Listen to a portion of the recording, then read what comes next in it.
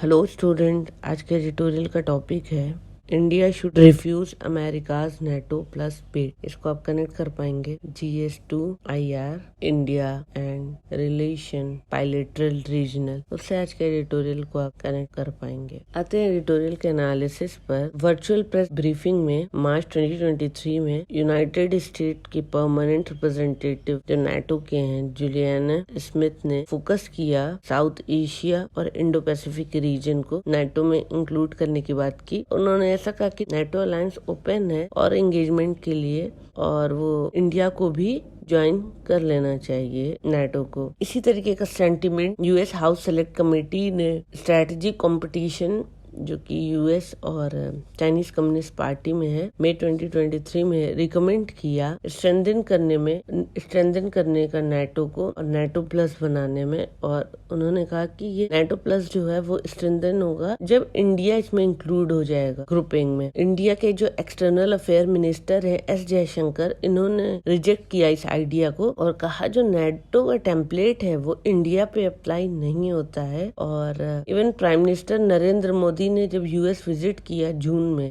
तो senate India caucus को chair mark Warner ने अपना प्लान शेयर किया और कहा कि इंडिया अगर नेटो प्लस फोल्ड में आ जाता है तो बहुत अच्छा होगा। नेटो एक ट्रांस अटलांटिक मिलिट्री अलायंस है जिसमें 31 कंट्रीज हैं। मेजॉरिटी ऑफ मेंबर्स जो इसमें हैं वो यूरोप के हैं। जब सोवियत यूनियन का डिसोल्यूशन हुआ और एंड ऑफ कोल्ड वॉर हुआ तब आया था नेटो, और ऐसा लगा था कि नेटो अपना रेलेवेंस खो देगा, लेकिन अगर उसके कॉन्ट्ररी देखें तो आज नेटो सर्वाइव कर रहा है और एक्सपेंड भी कर रहा है। फिनलैंड ने रिसेंट में ही नेटो को ज्वाइन किया एज अ 31st मेंबर अप्रैल 2023 में, और स्वीडन लाइन में है ज्वाइन करने के। नेटो को अब बहुत ग्राउंड मिल गया है सर्वाइवल के लिए, और थैंक्स करना चाहिए रशिया को जो इसके अगेंस्ट कुछ ना कुछ बोलता रहता है। और इन्वेजन जो किया उसने यूक्रेन पे, तो नेटो और ज्यादा एक्टिव हो गया। नेटो की जो स्वेलिंग है बढ़ रहा है, जो नेटो एनालिस्ट कहते हैं कि ये कोल्ड वॉर 2.0 का साइन है। नेटो प्लस रेफर करता है सिक्योरिटी अरेंजमेंट नेटो का, जिसमें 5 ट्रीटी एलीज हैं यूएस के,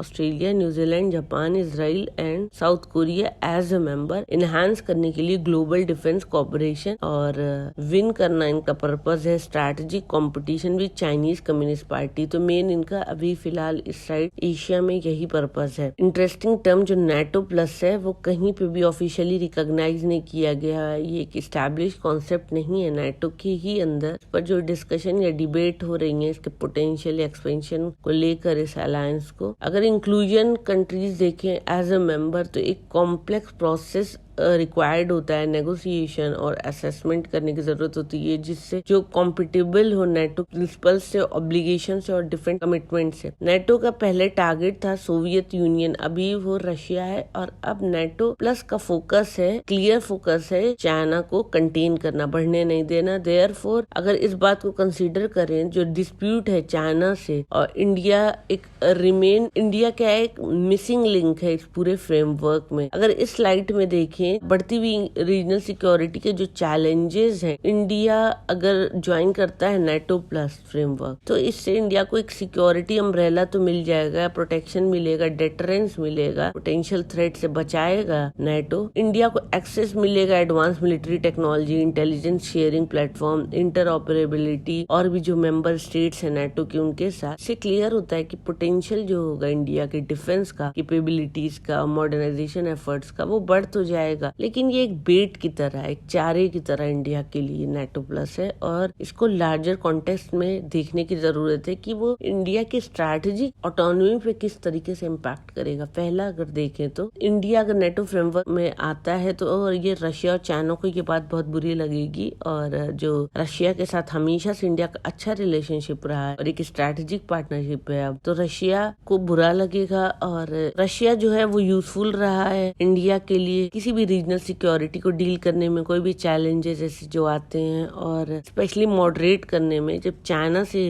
इंडिया का इशू होता है। रशिया अभी यूक्रेन वॉर के बाद बहुत डिपेंडेंट हो गया है चाइना पर। मॉस्को अभी भी एक वैल्यूएबल पार्टनर है इंडिया के लिए, तो क्या इंडिया को ज्वाइन करना चाहिए वन स्ट्रोक में? इंडिया को अपनी स्ट्रैटेजिक पार्टनरशिप को स्ट्रॉन्ग सॉलिडिफाई करना चाहिए रशिया से जो खराब हो रही है, और इस रिलेशनशिप को बैलेंस करना, मैनेज करना, पोटेंशियल जो जियोपॉलिटिकल कॉन्सिक्वेंसेज होंगे, ये एक सिग्निफिकेंट चैलेंज है इंडिया के लिए। सेकंड है, अगर इंडिया यूएस लेड अलायंस को ज्वाइन करता है तो उनके सिस्टम के अकॉर्डिंग इंडिया को अपना सब कुछ चेंज करना पड़ेगा। अभी तो वो टेम्पटिंग लग रहा हो, ये थ्रेट हो जाएगा चाइना के लिए जो अल्टीमेटली प्रूव कर देगा एक काउंटर प्रोडक्टिव और डेट्रीमेंटल, और इंडिया के जो मिलिट्री फ्रेमवर्क है उसमें लिमिट कर देगा इंडिया की फ्रीडम को एक्शन लेने से किसी भी तरीके का, और रोकेगा कोई भी इंडिपेंडेंट पॉलिसी जो इंडिया चाइना के साथ करता है। इंडिया का अगर कोई बायलैटरल इश्यूज होता है चाइना के साथ, या कोई भी स्ट्रैटेजी इंडो पैसिफिक, या इंडिया जो ताइवान स्ट्रैटेजी में, या यूएस अगर ताइवान स्ट्रैटेजी में बोल देता है बीच में, नाटो प्लस जो है वो कॉम्प्लिकेट कर देगा इंडिया की सिक्योरिटी। और ये पॉसिबल है कि चाइना जो है, एक चाइना को जस्टिफिकेशन मिल जाएगा अपनी मिलिट्री बिल्डअप करने में इंडिया के जो बॉर्डर स्टेट्स है वहाँ, और फ्रिक्वेंटली चाइना का इंडिया की बाउंड्री में इंट्रूजन हो जाएगा, आना जाना हो जाएगा। थर्ड है, इंडिया ट्रेडिशनली मेंटेन करके रखा है policy of strategic autonomy. Engagement अगर किसी भी नेशन से इंडिया करता है या ब्लॉक से करता है तो अपने इंटरेस्ट को देखकर, नेटो को अगर ज्वाइन करता है तो उसके फ्रेमवर्क को देखना पड़ेगा इंडिया को, और इंडिया को अलाइन करना पड़ेगा अपनी डिफेंस सिक्योरिटी पॉलिसीज, ऑब्जेक्टिव और स्ट्रैटेजीज जो अलायंस के हैं उसके अकॉर्डिंग। तो इस तरीके से इंडिया का जो पोटेंशियल है वो अंडरमीन होगा, इंडिया की ऑटोनॉमी भी, जहाँ पर नॉन अलाइनमेंट पॉलिसी है उसकी तो डेथ ही हो जाएगी, और नेटो रोकेगा रिलेशनशिप किसी भी कंट्रीज से बनाने में, स्पेशली जो नेबर्स हैं और रीजनल जो ऑर्गेनाइजेशंस हैं जहां पर इंडिया के इंडिपेंडेंट स्टैंड की वैल्यू की जाती है। इसके साथ साथ ये लिमिट भी करेगा फ्लेक्सिबिलिटी को जो इंडिया एंगेज करती है और भी रीजनल पावर से। तो इंडिया की प्रायोरिटी क्या होना चाहिए? इंडिया की प्रायोरिटी इस टाइम एड्रेस करना अपना रीजनल डायनेमिक जो है, स्पेशली जो unique set of security challenges हैं, बॉर्डर डिस्प्यूट है, टेररिज्म है, रीजनल कॉन्फ्लिक्ट्स हैं। वहीं पर नेटो के कुछ अपने अलग इश्यूज हैं और लार्जर जियोपॉलिटिकल उनका एजेंडा है जो यूरेशिया से स्टार्ट होकर इंडो पैसिफिक की तरफ जाता है। तो मे भी ऐसा हो सकता है इतना बड़ा है तो इसके रिसोर्सेज डाइवर्ट हो जाए, टेंशन डाइवर्ट हो जाए और उस पर फोकस ना करे जो इंडिया का प्रेसिंग इश्यूज है। इस वजह से इंडिया के लिए बहुत ज्यादा हेल्पफुल नहीं होगा। अभी जो इंडिया पोस्चर कर रहा है क्वाड के थ्रू, जिसमें इंडिया, जापान, ऑस्ट्रेलिया, यूएस है, ये एशियन नेटो की तरह है चाइना के हिसाब से। ये ज्यादा फायदेमंद है इंडिया के लिए कंपेयर टू प्लस बे। फिर भी चाइना जो है एक एलिफेंट की तरह रहेगा इस पूरे समिट में। तो ये था आज का एडिटोरियल का analysis. Thank you for watching my video. Please share, like and subscribe.